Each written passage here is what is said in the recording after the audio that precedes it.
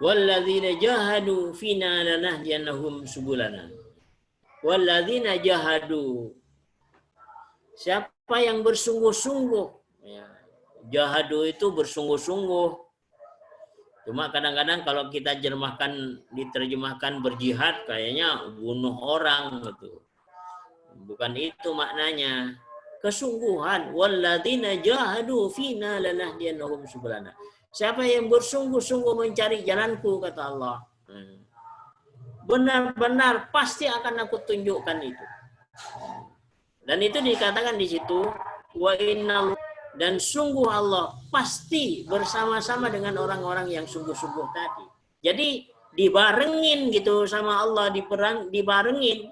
Ya. Tadi sudah dibarengin, diajarin, mau dimudahkan Al-Quran. Jadi sesungguhnya sudah begitu dibentangkan kemudahan itu oleh Allah Subhanahu wa taala ketika orang mau bersungguh-sungguh mempelajari Al-Qur'an Karim.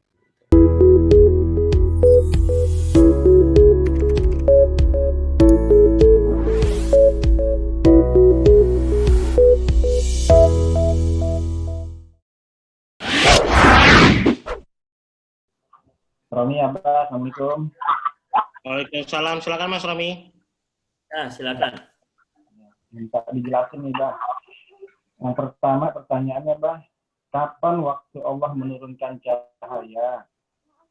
Terus yang kedua, kok masih merasa tidak penting akan hal cahaya ini ya, Bah? Tolong diberikan motivasi, Bah. Gimana mengutamakan cahaya untuk mendapatkan cahaya daripada lebih banyak memikirkan masalah kehidupan dunia, gimana mencari harta atau makan buat hidup atau untuk kehidupan masa depan saja kebanyakan. Terus yang berikutnya, yang terakhir, pekerjaan apa yang menghasilkan untuk mendapatkan cahaya ibadahnya? Jadi itu dulu, Bang. Tadi yang pertama apa, Mas Romi? Kapan Allah waktunya menurunkan cahaya kepada kita manusia? Kapan Allah menurunkan cahaya kepada kita, ya?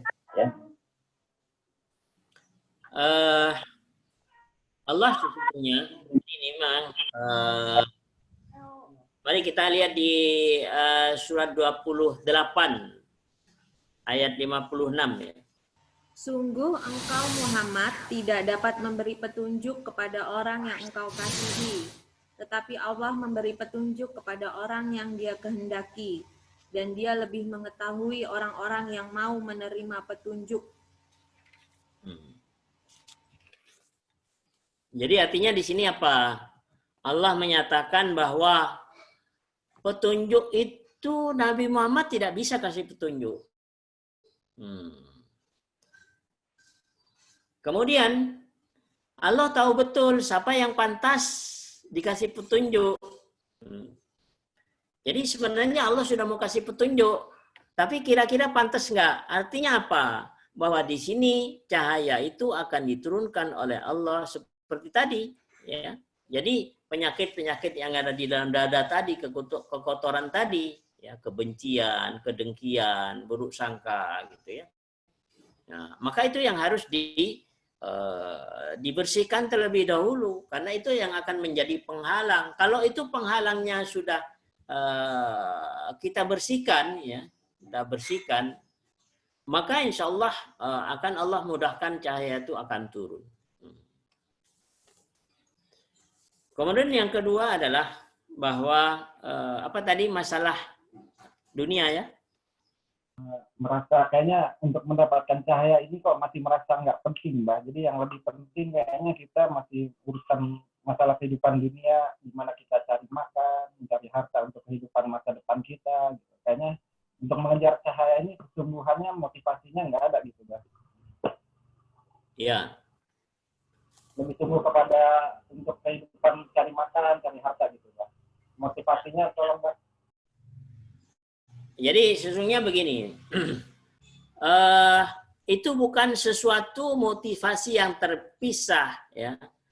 Jadi antara dunia dan akhirat itu menjadi satu kesatuan, ya.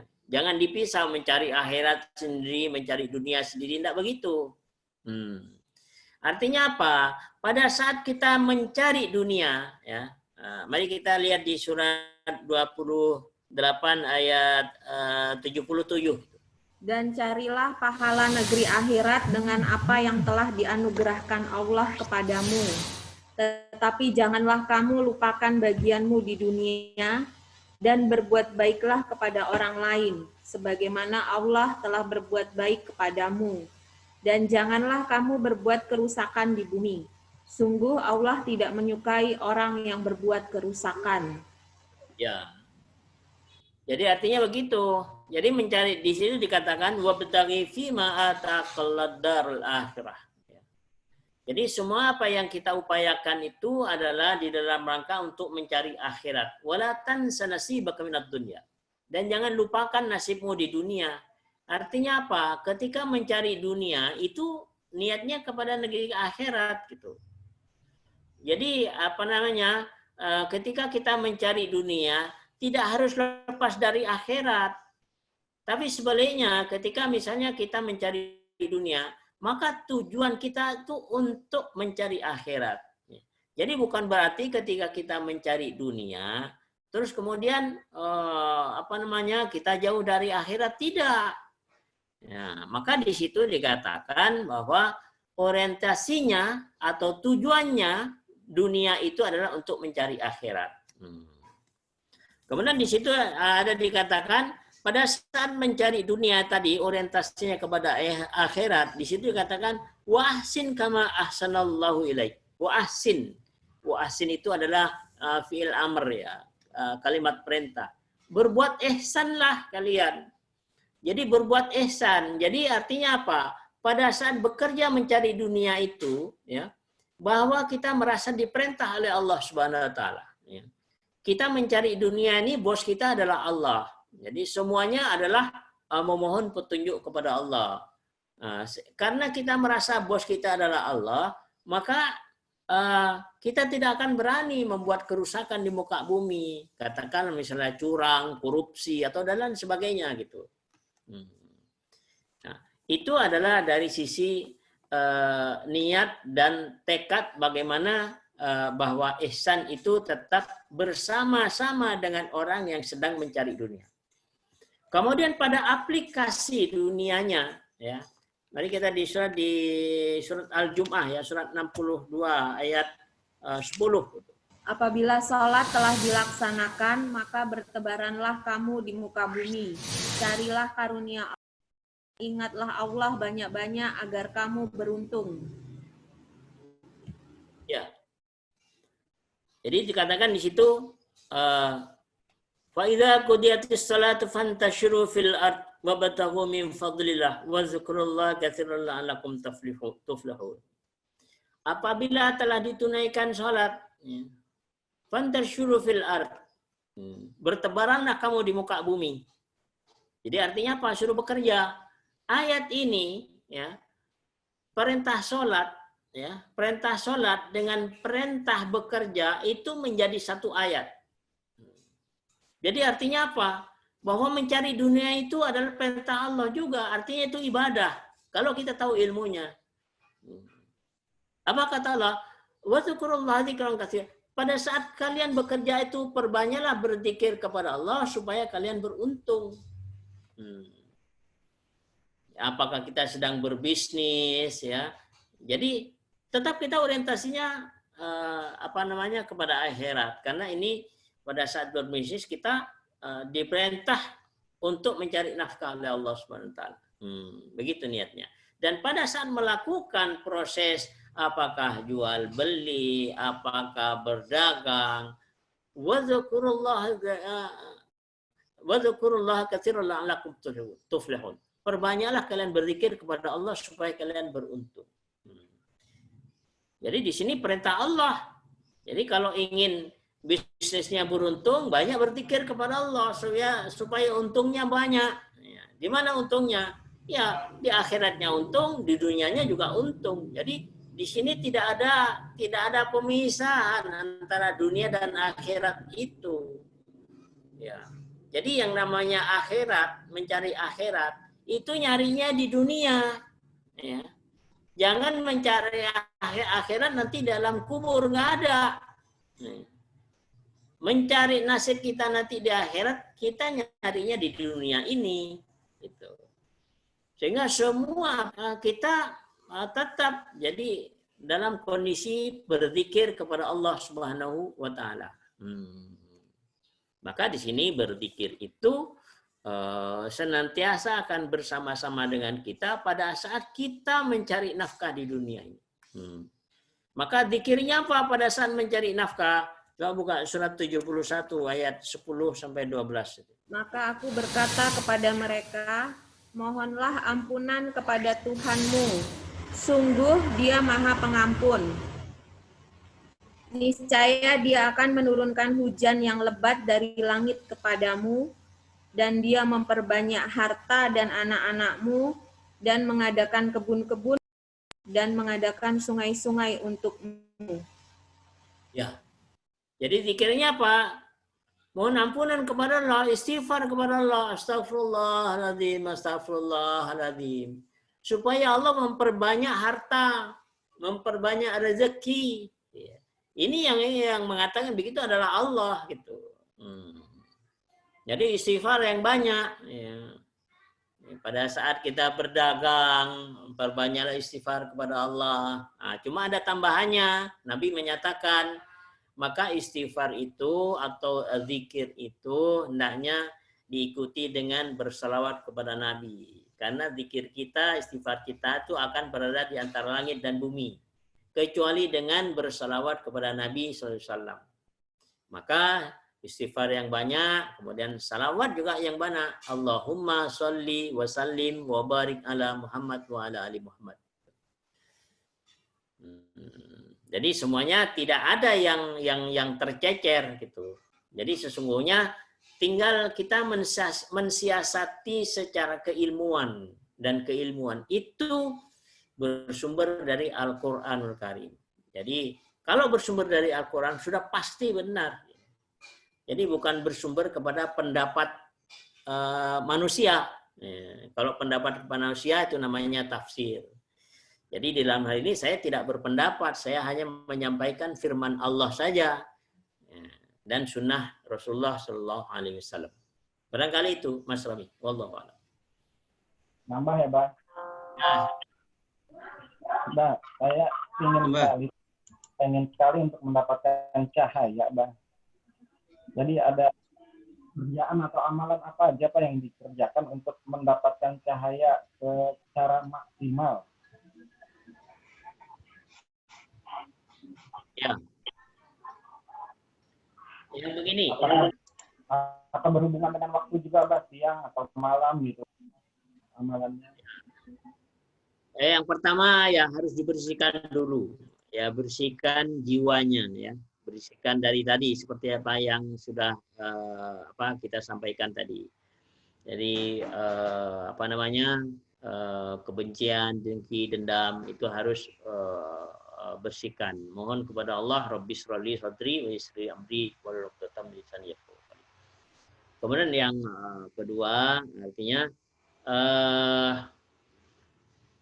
banyak melakukan sholat sunnah. Nah, dan itu lakukan secara istiqomah. Jadi misalnya sholat malam. Jadi kalau sholat wajib sudah nggak usah ditawar-tawar lagi, ya lakukan dengan kesungguhan. Maka yang dimaksudkan di sini perbanyaklah dengan sholat sunnah tadi. Maka sholat sunnah tadi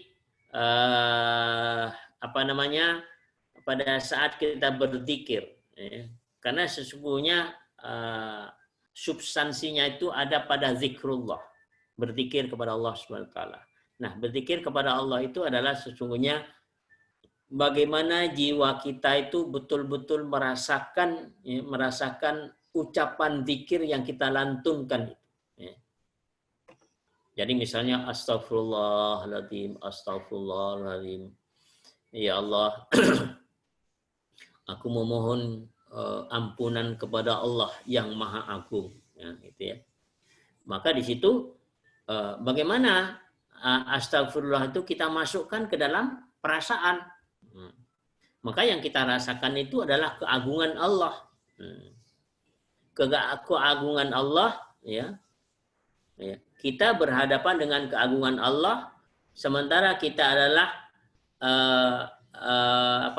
hamba yang lemah, hamba yang banyak dosa, yang tidak punya kekuatan apa-apa. Ya, rasakan seperti itu. Ya. Tidak punya kekuatan, lemah, sehingga kita memohon ampunan kepada Allah Subhanahu wa taala. Dan pada saat itu ya rasakan ya sampai kepada jiwa yang terdalam. Jadi ngelamunlah gitu. Bahasa mudahnya ngelamun. Nah, dah gitu aja dah. Ya, kalau bahasa Al-Qur'annya bahasa khusyuk lah. Itu sebetulnya ngelamun, tapi ngelamunnya jiwa kepada Allah itu namanya khusyuk gitu. Jadi betul-betul merasakan seperti itu. Dan itu lakukan secara istiqomah. Ya. Karena waktu-waktu yang mustajabah itu adalah waktu-waktu malam. Ya, di sholat malam itu. Ya. Nah, di sholat malam itulah nanti Allah akan berada pada satu posisi yang paling dekat dengan hambanya. Menangislah kepada Allah. Sampai betul-betul terasa gitu. Ya, maka nanti di situ zikir yang dirasakan di dalam jiwa itu nanti akan memberikan dampak ya. Ya. Akan memberikan dampak. Dampaknya apa? Ada satu ketenangan. Itu artinya bahwa Allah sudah menurunkan cahaya ke dalam jiwa kita gitu. Nah, turunnya cahaya ke dalam jiwa itu dirasakan oleh jiwa dengan satu ketenangan, ada keteguhan gitu. Nah, itu yang harus kita lakukan secara istiqomah. Maka nanti yang akan bakal diperoleh itu, kalau itu adalah satu ketenangan, sebetulnya hakikat yang akan turun itu, yang pertama adalah, mari kita lihat di surat 57 ayat 28 ya. Wahai orang-orang yang beriman, bertakwalah kepada Allah dan berimanlah kepada Rasul-Nya. Niscaya Allah memberikan rahmat-Nya kepadamu dua bagian dan menjadikan cahaya untukmu yang dengan cahaya itu kamu dapat berjalan serta Dia mengampuni kamu.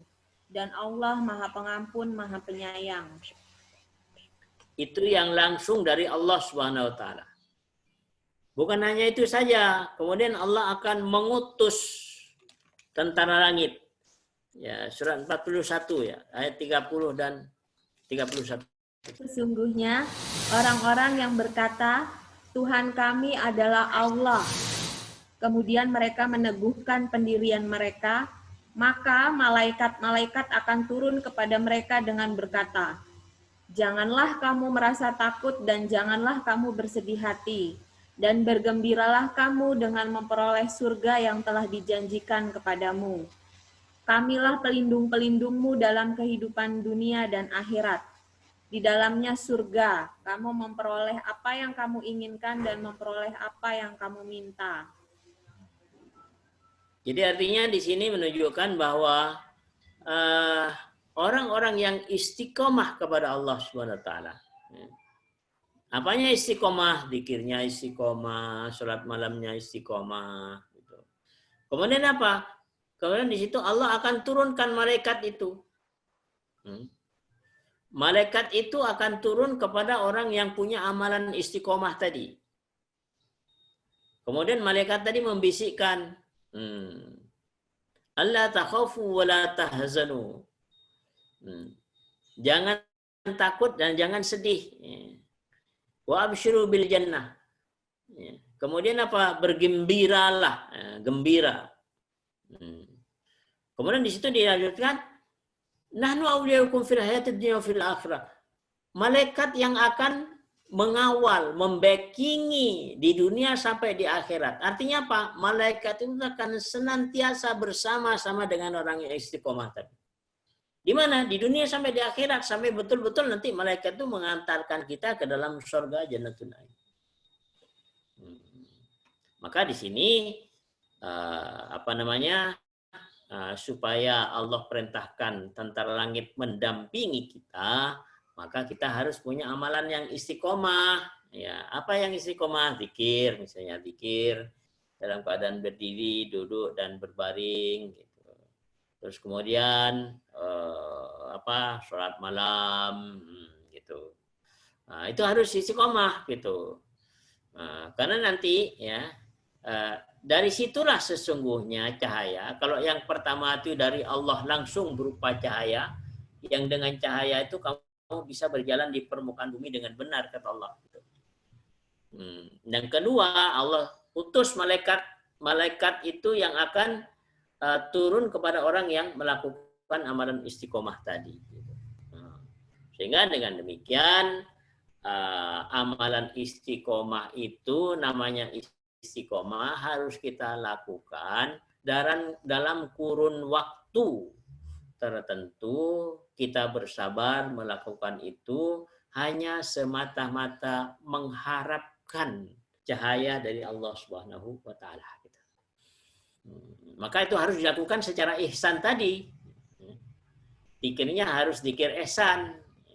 Jadi jangan karena yang banyak begini, zikir qomat kamit di lisan, ya, tapi angan-angannya tinggi, ingin dapat cahaya.